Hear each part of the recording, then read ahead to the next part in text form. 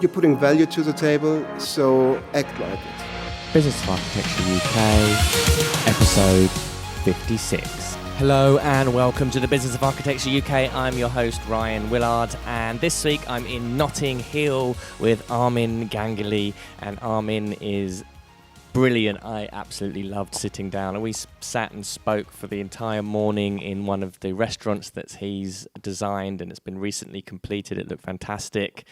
And Armin, you might know him from Twitter. He's got a following of maybe 21,000 people. He's quite prolific on there. And I described him as like a wild cat. He just had so much energy and so much knowledge and so much wisdom about running a practice, and the kind of, you know, he's got so much experience, and I was just trying to capture a little bit of that energy and his stories and everything that he was talking about. And for me, really what was inspiring about talking to Armin was that he is practicing in a way where it's a very fulfilling practice. He loves the work that he does, and he's created a business where he's not beholden to taking on projects that he doesn't want to do. He does work that he loves doing.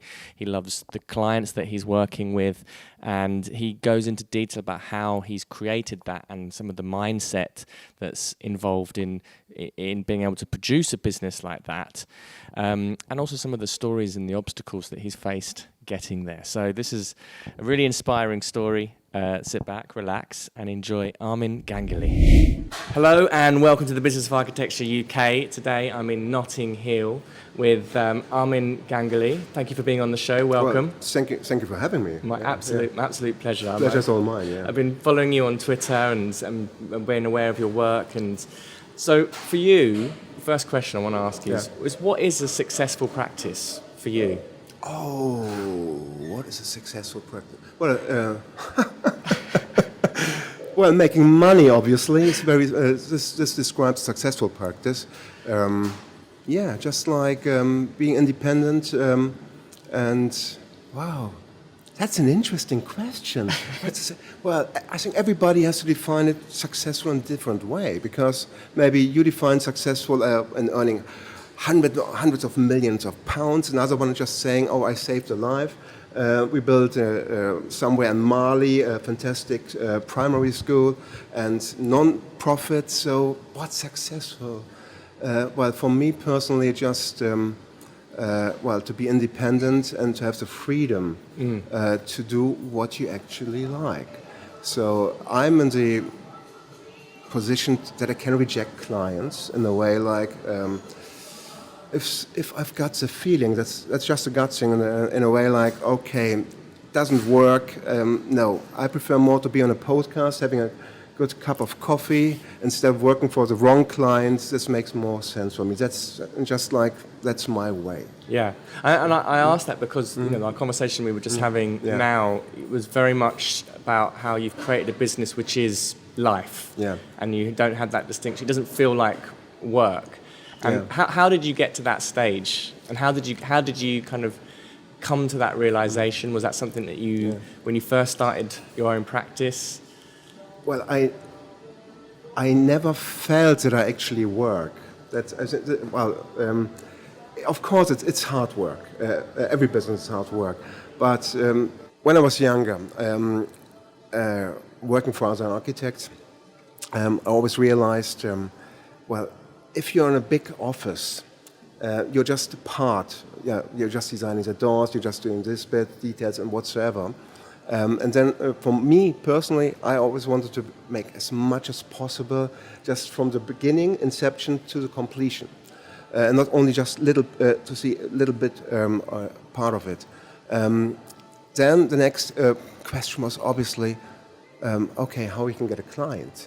So you're going out there and you network. And you should not network where all the other architects are. So you're going there, like in every other business, where you meet potential clients. This could be in a bar, this could be everywhere. So, and that's how it started, probably, meeting with people and just like, make this bathroom and blah, blah, blah. And all, there are always little steps coming, and And then suddenly you've got a lot of work, and you have to cope with that. So you're hiring people. So it goes further, it goes on and on and on. And then you realize, oh God, you've got a lot of stress. You have to take care of people working for you. And in the end, wait a second, you have to pay the bills, you have to do this. Oh, the money is running out. So mismanagement, that's the first bit. Then you realize, okay, what have you learned? You have to cut the overheads. And that's where I'm today now. I had a partner, probably I mentioned this before in Germany. She, it was a great lesson for me because she betrayed me. My bitchy moment here, live on TV, bitchy moment. Yes, I deserve this. My business partner, but she did it so cleverly that this was a great lesson for me. During the time, I was just like, oh no, my life is over because I was young. So this was in Berlin. This was in Berlin, where I started my first practice, working before for some bigger architects in Berlin mostly, this lesson was that you suddenly was a lot of red figures around you, too proud to ask your parents and too proud to ask the family and for advice and other bits and pieces. But I've learned the lesson. Now it's a valuable lesson for me. During that time it wasn't. During that time you're just saying, okay, let's go to the moon or the Mars, far, far away. Yeah. So what happened? What was the? Well, she had already a company and needed me just to get a very, very inexpensive loan from the government. So, I signed a lot of stuff, but let's don't go there. It was a valuable lesson, a lot of depths, and now I'm for years now on black figures, and philosophy is, if I can't afford it, I don't buy it. Yeah. So, but on the other side, I've got also the philosophy, quite simple, go for the best, what you can afford at the time. Just like as an architect, you're looking for software. I can talk about SketchUp, Lumion, all these things. Certain bits and pieces you need to have for your practice. Not only in a competition, just like how you design. Yeah, I was asked, oh, are you designing in 3D? I said, everything it's one-to-one when I'm designing. Just like where we are here at the moment, the biggest challenge is in an existing building with a budget and what you can, there's always some unforeseen, so you have to improvise. So, especially with a German background, to use the word improvise, that's weird. No, everything has been planned now. There's a lot of improvisation, like in life. We are here just for a short period of time. Some say, oh, it's a long time. No, you are in your 30s, I'm in my 50s. Oh gosh, yes, time is running. But you asked me about life and being an architect. I think the most important bit for me in life is to be in balance. That was not always the case. Just like when you're younger, you're more worried about certain things. There's always just like the scarcity, oh, money. Money is there in abundance. Trust me, it's there. It's not going out. It's even after Brexit, I'm quite sure it's there somewhere. It will be there. So as soon as you're starting with scarcity, but in every case, your mindset is in the wrong area. So everything is about mindset. It takes maybe a couple of years to understand this, especially when you're young. There's so much going on, you're not realizing, and too many information. You have to learn to filter. And you can't filtering in the beginning because you don't know what's important. So, for me, most important to find the right client. And against what others may saying, I'm not working for everybody. It would be wrong. That's my opinion. Just like I can't work for everybody. Even if maybe the richest person in the world, could I work for Donald Trump? That's my wife asked me this question a couple of days ago. Would you work for Donald Trump? I said, of course, no. But I would like to meet him. Because this is just like, I'd like to meet a person like Donald Trump just to find out how is he actually ticking. Is he really the genius he's saying or what? So, but this is politics. Let's don't go there about politics. Also, architecture, I'm always saying, is politics. Everything is politics. So how have you learnt then to qualify your clients? Because it's interesting. 'Cause, when we start off running a practice, Yeah. it is kind of like we are in this mindset of scarcity. Yeah. Where's the money coming from? How am I going to win a job? And then we end up taking on all sorts of projects, and then that's when the trouble begins. The biggest mistake when you're younger is that you're working for free. Right. So because we must get this and we're doing this 150% and nonsense. That's the wrong way. I was even I mentioned a couple of years ago to Jane Duncan when she was president.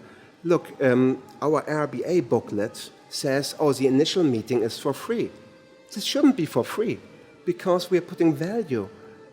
Yeah, just like I should talk to my solicitor or to a plumber. You're coming for free, obviously, when you're repairing the boiler. No, of course not.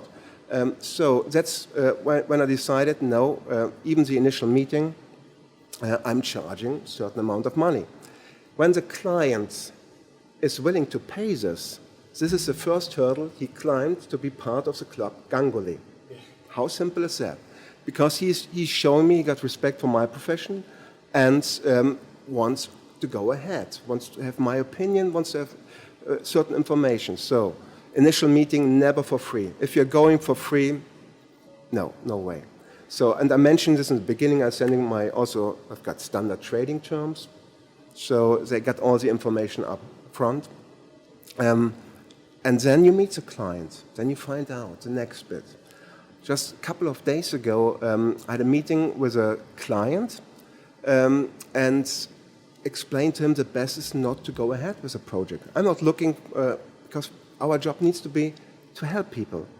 And I explained to him the cost pyramid will kill him in a way that he should just reduce a project with all his aspiration, great. For him it was just like, wow, why? And then we talked about budget, because this is one of the first questions, that's my German background. I always ask, what's your budget? Britain, we're talking about money. No, we can't talk about money. So I said, sorry, I'm British, but I'm also German. So I know a little bit about football, winning the World Cup, efficiency and all that stuff, but most important, money. And one of my best friends here is from Greece.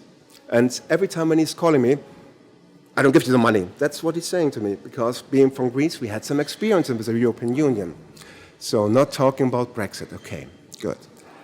Again, coming back to clients, I think when you realize in life that as an architect, it's a profession, it's not just a job, you need to help.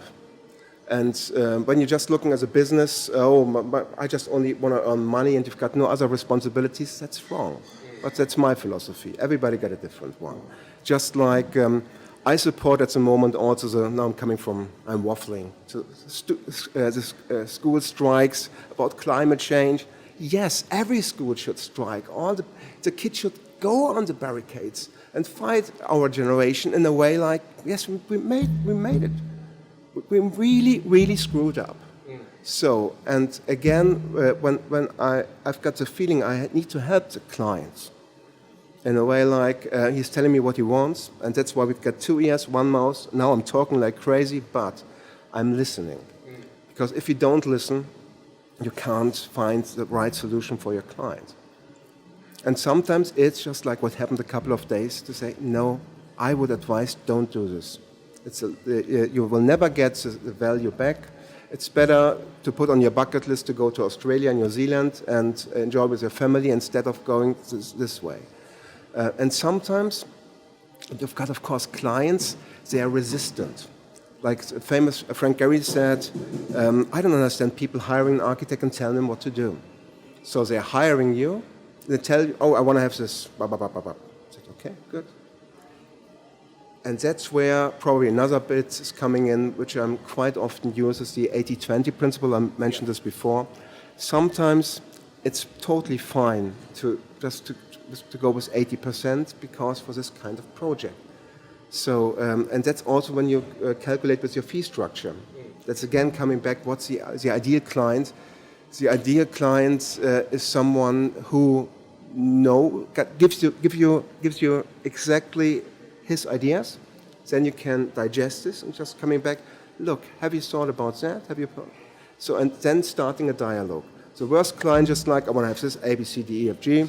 and for this amount of money, bang. Yeah. So and then you agree to a fee, and suddenly he's changing his mind. Then he just said, "Oh yes, but you gave me a fixed fee." I said, "Yes, but."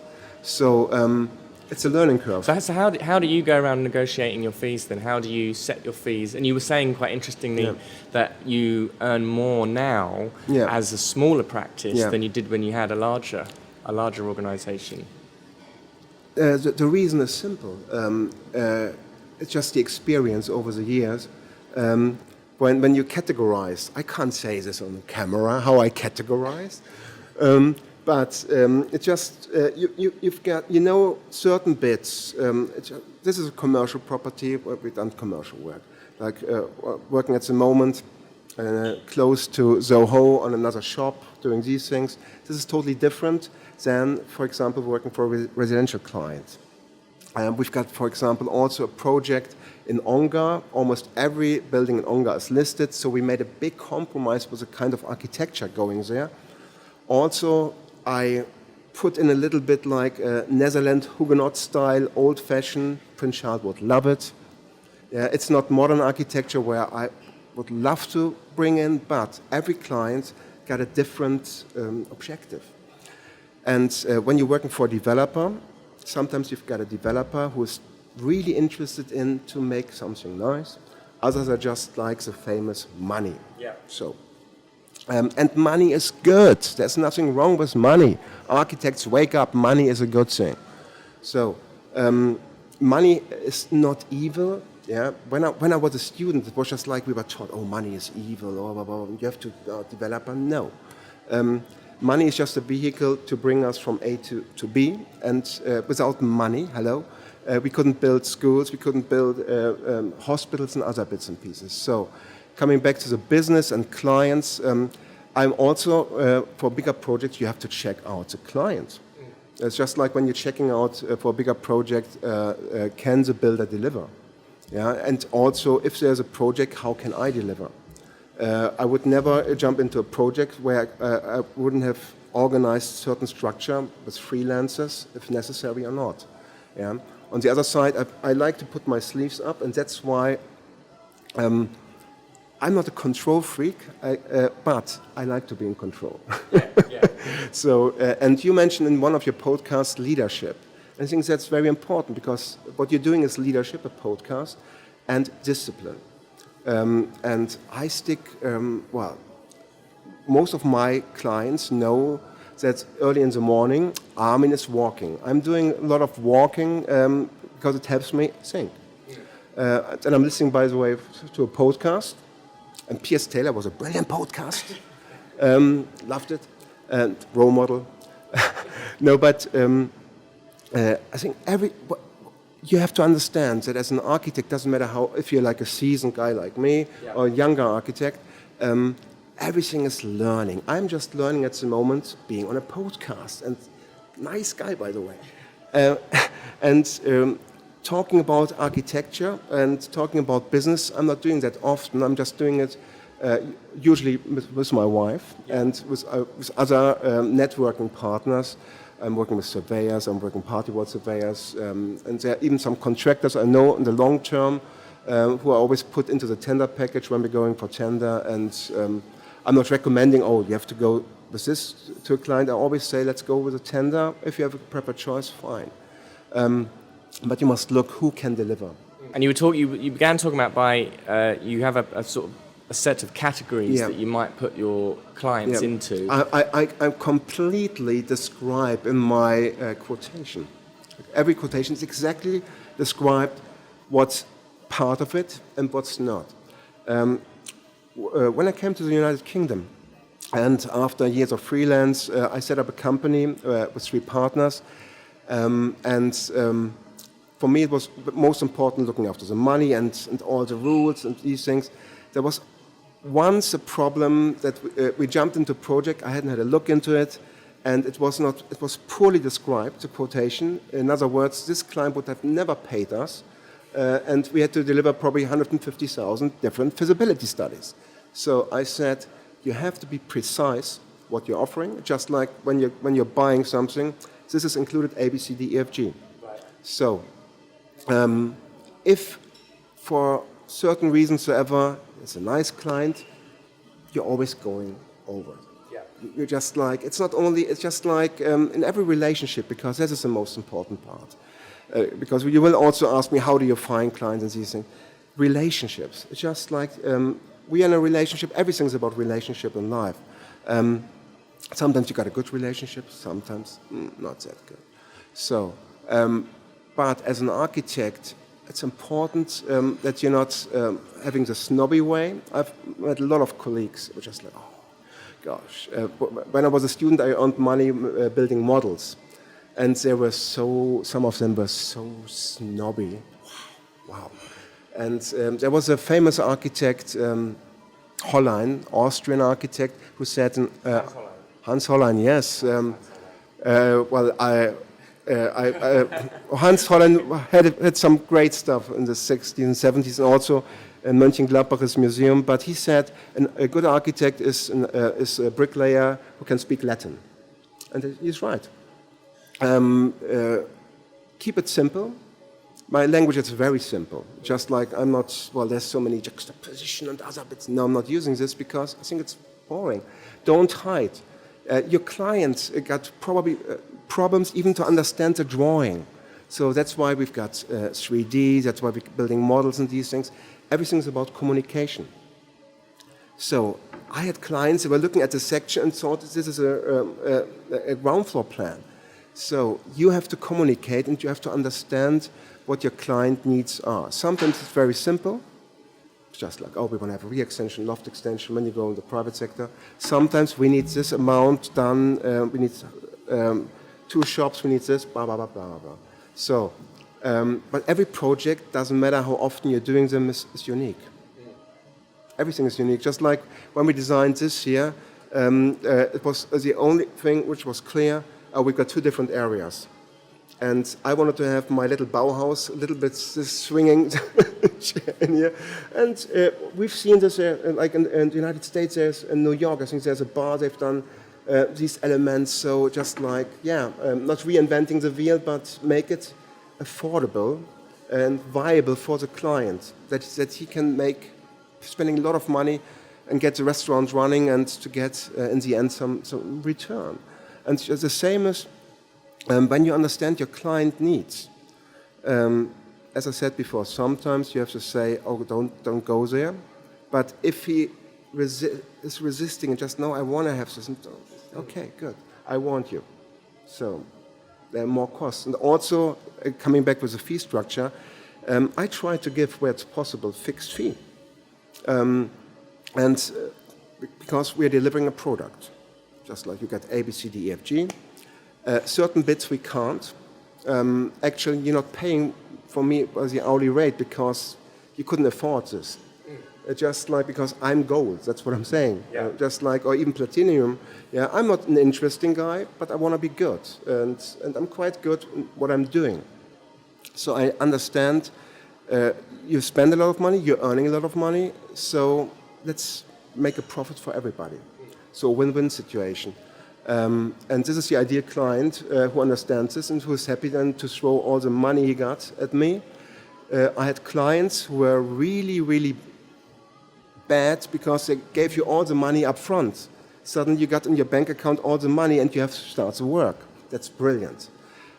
New clients, coming back with fee structures, for me more important are the existing clients. A new client goes to an application process. He must at first prove to me that he is worth to be a client, and the new client must always pay on account. If he's not willing to do this, to get my strength, then he's not the client for me. What does that mean, paying on account? For example, when you 50% you must pay upfront. Got it. Sorry, just like because I don't know you. How simple is that? Yeah, I'm not vanishing. Well, it's not worth it with that money to vanish, but I need to find out. Is it worth? A good friend of mine, German architect, my former partner, I can't say names, no, but he was, when we were as a working group together, and I found out, wait a second, someone is owing us money for 3 months, so I was almost furious. And just said, oh, what's happening? Yes, So I said, okay, let's go there. And he was making up certain bits and pieces in a way like, oh, I was broken my arm, couldn't sign the check, and all these bits and pieces again. So in other words, I told him there are two German guys here at the moment, a nice guy and a bad guy. So this is a nice guy, by the way. So I took his keys from his Mercedes, obviously, and said, okay, let's get your car. Oh, I call the police. Please call the police. You're owing us money. And I'm not leaving here with a check. I'm only leaving with cash, because cash is king in this moment. Because he can give me a check. I had a client who apologized. Oh, sorry, it was a wrong check. Bounced back. So, fee structure. Architects, young architects, don't work for free. Very important. And you need to find out, maybe in little bits and pieces, if they are paying in the end as well. So when you make a planning application, I only submit, for example, a planning application when the complete fee has been also transferred. Because I know from other architects, they even pay the money up front, and then they are waiting and waiting and waiting. Again, fee structure. Why shall we wait so long for our money? And our standard trading terms is 7 days, not 2 weeks or 3 weeks, 7 days. We will cease immediately work if we are not getting paid after 7 days.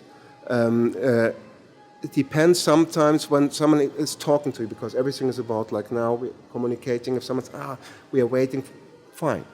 You can always talk to me, and in my case especially, you get this what you see, because when I'm angry, that's not that often, but I can be. If someone is, sorry the word, bullshitting me, and they're trying this quite often, in the past they've tried it quite often, and this is a learning curve, which you're now, how many years are you doing this now? Business as an architect? 6 years. 6 years? Or 5 years, five and a bit years. Yeah. Trust me, there will be a lot of bullshitting still, and don't fall for it. And I'm quite sure you won't. But others, because they underestimate the money factor.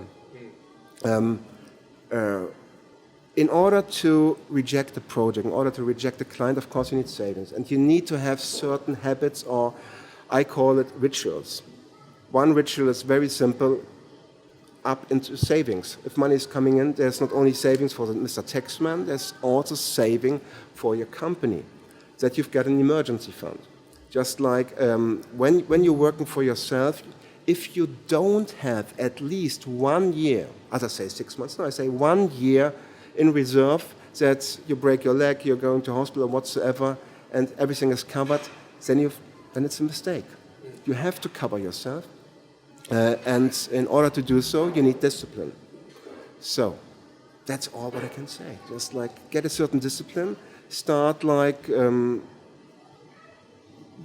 we all got good and bad habits. Find out what your good habits are. Find out what your bad habits are. Maybe you can change the bad habits. I'm not telling you all about my bad habits, but I can tell you about my good habits. The good habit is, for example, for me, I joined a couple of years ago the 5 a.m. club. In the past, I worked all the nights through, got up quite late, 9 o'clock. But then a lot of daylight was already burned. And some people even assume that I'm 24 hours on Twitter, social media. No, I'm not. Honestly, no, I'm not. I'm doing a lot of work in the early morning between 5 and 6, but usually I'm starting just with walking and all these things. In the wintertime, it's a little bit more difficult because it's dark, obviously. For every day, I don't have on my list not more than 5 things to do. Just like, because there's always someone wants to grab your attention. There are calls here, you've got emails and fraud emails, and here, everywhere. And this is exactly the point. Everybody is trying to steal your attention. So your concentration. And the best is just like, use the time where you can concentrate. I'm all in the past. I designed always in the night. No. I'm too old for this now. I can't do this. I do this early in the morning. When my brain is working perfectly. During the day, it's going down, it's going up. And in your age, you can still do the 24, 36-hour days. Not a problem. I can't do this anymore, and I have a life. I want to have a life. And I think this is also very important, happiness. We've got a nice little project in the Greenbelt at the moment. And the client approached me and said, "Oh, don't be so angry with a builder. I want to have a happy building." And I promised him we will have a happy building. Everybody will be happy in the end. And this was also, and I must say, gratitude to Epping Forest Council, very young professional planning officer, brilliant. You're not always meeting good planning officers, but this guy was brilliant. Corey, very good guy and very supportive and understanding. And we found a solution in the Greenbelt, which we all know it's a little bit difficult to make an extension. And most important for my client, who is in his 70s. Some will say old-fashioned, but I like this because very honest in every matter. And you do, obviously, for this kind of client, more work than for others. Yeah, when he's calling me on a Saturday evening, I go on the phone. Yeah, just like, okay, what's the problem? Okay, I'm coming tomorrow. Don't worry. If there's a problem, and even if it's not a problem, we will solve it. So some clients, they know this as well, because they are nice. If someone is nice to me, I'm also nice to him. Quite simple. So, and that's also my advice to younger architects. Don't be snobby, and understand. And don't talk about architecture with your client. Talk about family. Talk about everything else, just to find out. If you want to make a perfect design for your client, probably you have to live with them for 4 weeks, and you understand. Oh, okay, yeah. But ask the right questions. And ask them what their plan is. Look, I'm in my 50s, and if everything is going well, maybe 20 or 25 years, I'm still around. So you've got probably 40 years and or maybe 45 years. Wow. Hopefully you're not smoking, drinking too much alcohol, and all these things, and exercise. And this is the next bit. As an architect, don't pretend that you are know-all. Yeah. When I grew up. I've read about the famous Helmut Jahn, some say Helmut Jahn, his biography. I was 16 and read it. And there was a first chapter, my first Porsche. Sorry I say it out loud, what a trot. Just like, I was honestly just like, oh yes, architects are rich and they're doing this, blah, blah, blah, blah, blah, and then all the absolutely nonsense. The majority of architects are so particular. Got the little small office. Not everybody is Lord Foster, Lord Rogers, and all the big boys, big companies, Grimshaw, fantastic practices. Most of us have to deal with different things. Not everybody is doing a museum, an airport. Also, I would never do one because we don't have the capacity to do this. And it's just like you need to know what kind of league you're playing. If you want to play in the Champions League, obviously you have to have totally different mechanism and other bits than like, well, we're a little bit below the Premier League, but we're doing well. We're doing okay. And about responsibility, when you've got a lot of responsibility for your client. Some say like, oh yes, yeah, but you've got a contract. That's it. No, you are just like the solicitor, and you can give wrong guidance. You can give correct guidance. So, and there's a difference because growing up in Germany, I can see the difference here in the UK. In Germany, the responsibility of the architect is much bigger than here. It's just like in Germany, you have to give more guarantees and other things, and here we've got, someone is doing the assessment A, assessment B, assessment C. So it's now I'm making enemies. It's a little bit easier here sometimes because you can say, oh no, there's a surveyor doing this. So, okay, if the surveyor is part of your company, fine. But usually there's the party wall surveyor is a different one than structure engineer. Only big companies got it maybe under one hat. So actually, as architects, you can even survive here when you're only doing planning applications, not even going on site. And for me, the site is the most important factor. Designing from the beginning, great, but I want to see the result in the end. But I've met architects who just, oh no, I'm not interested in. I said, what? Yeah? You want to build it? I don't know. So it's fine. Well, and maybe we're coming now to the niche factor, because the niche is another bit. You have to find your niche. Some doing maybe just only shops, some only doing residential, some doing just commercial, and so on. That was going to be my next question, actually. Okay. How have you diversified over your career and in your practice? And do you have any other forms of income? So you were talking about you've kind of created this like a financial buffer, and you've gone through the experience of getting into a lot of debt and then repaying it. And no, you never put all your eggs in one basket. Right. If you're just like, oh, I'm only doing...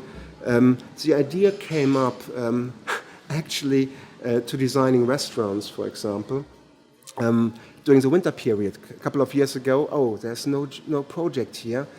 I need to find interior design projects who are independent of the weather. So, very, very simple. It's just like an area, okay, let's go out there and find a project that way. So it started. There's always in the beginning of the year when people planning their projects. So typical now, March, April, you get polluted with requests. And you're doing the planning application, some process taking longer. In that field, for example, here, I've even designed the corporate identity, the logo here. For other restaurants, I've even designed the menu. Right. So, long time ago, I'd done a little bit of web design, but web design is, leave it to the professionals. Yeah, it's its own world. So exactly, it's in its own world. So I'm not mingling with other experts. It would be insane. But you must also have a look if there's another possibility where you can even your hard-earned money to work for itself. So that's why just don't do one thing. Have a look and possibilities. And so do you do that as well? You found ways of making your money work for itself in terms of investments or assets? I think it's important to have it's not. Or let's say it this way. You can own another company, for example, without being the director. So just like if you have shares with Apple or other big companies, great, but you never know what's happening. Yeah. So there's always risk. But you have to split your risk. And just like coming back, because that's why you're asking me about business, if suddenly it's not going further, you need to have plan B. And sometimes even plan B is not working, then you need C, D, E, F, G. So that's my only advice I can give. Have a look. Just like you're doing the podcast. Podcast is a different income stream. Yeah. So maybe I'm writing a book. Let's make an income stream there as well. No, just that's not a bad idea, actually. Don't be narrow-minded. That's what I want to say. Yeah. A good architect, for me, a good architect is like Sherlock Holmes. You have to analyze what is working, what's not working, and if you can't find a client, then you can also try to develop your own project. I've studied with guys, they've done the tricks, they went in Berlin, found some gap sites and found out with a friend who was a solicitor who was owning the site, made for free a proposal there, and in the end, after 2 years' time, they found someone who was interested in to go ahead. So it's hard work. If everybody is telling you, oh, just work smart, no, it's a lot of hard work. Everything is hard work, every business, when you do it properly. But I also don't like all the whining in a way like, oh, what shall we do? It's always up to you. Look, you're 35, 36. 36, sorry, I'm making so young. 36. 37 this year, actually. It's so, if I would have known what I know now when I was 36, wow, probably... that could be my final question, actually. Yeah, okay. What would you tell the 35, 36-year-old Armin if you were to meet him today? The 36-year-old Armin, don't take life too serious. I realized that. And I would just say, be yourself. Be yourself. Everyone else is already taken. Famous Oscar Wilde quote. Be yourself. And when you're in a bad mood, it happens. But as always, look up. That's what I'm always saying. Be optimistic.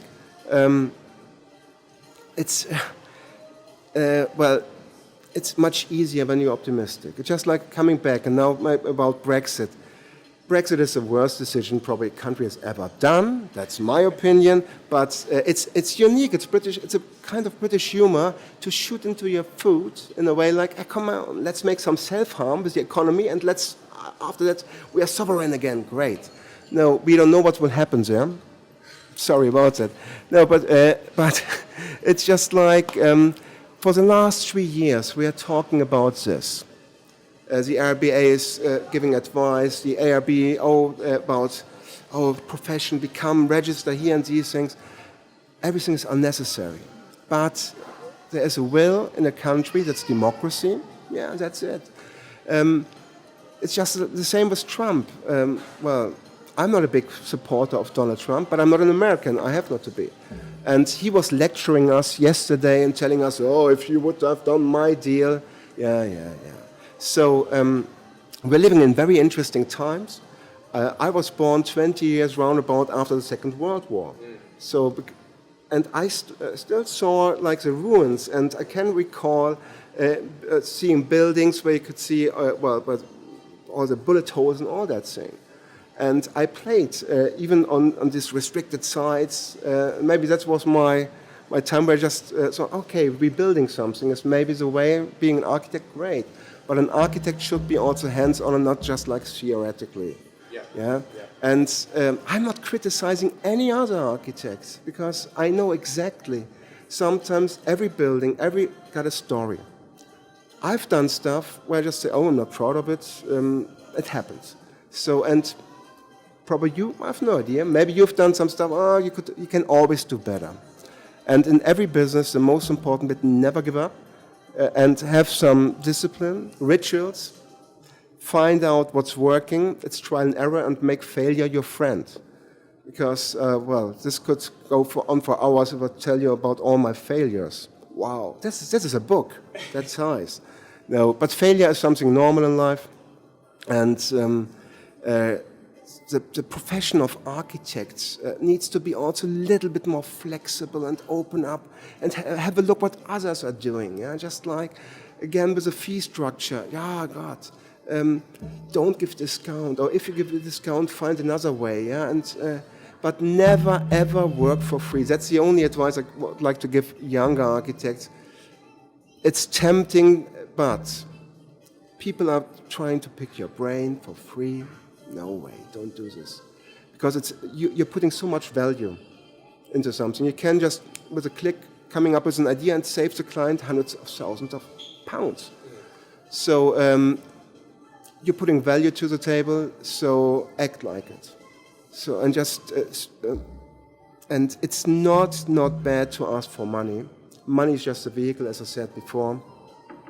And you can still make fantastic art and fantastic buildings. Look what the big boys like Norman Foster and others are doing. Fantastic building. There's a lot of money involved, so it's not a bad thing. That's and be happy. Brilliant. Sorry. Armin, thank you so much for your energy and passion. I'm really sorry about that. I'm just the average Joe and just gives the advice. Do it and enjoy life. Excellent. Thank you very much. You're most welcome. Cheers. Thank you. So that is a wrap. Thank you for listening. The views expressed on this show by my guests do not represent those of the host, and I make no representation, promise, guarantee, pledge, warranty, contract bond, or commitment except to help you be unstoppable.